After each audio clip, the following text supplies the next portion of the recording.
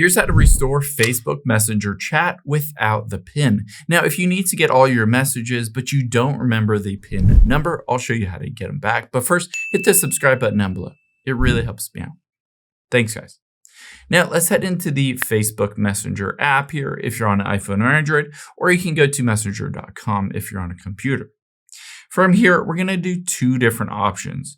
Let's tap on the menu button at the bottom right, or it might be at the top left there.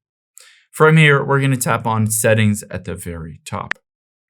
Now, within your settings, we're going to get into the privacy and safety. Midway down is the little house with the lock icon. Tap on that.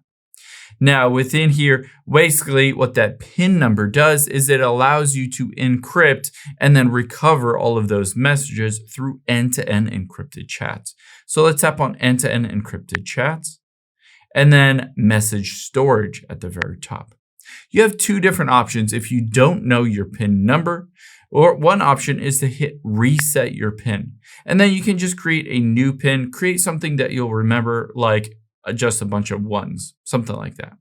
And now you have created your new PIN and you'll be able to use that new PIN. However, keep in mind another great option is just to tap off, turn off storage and hit turn off.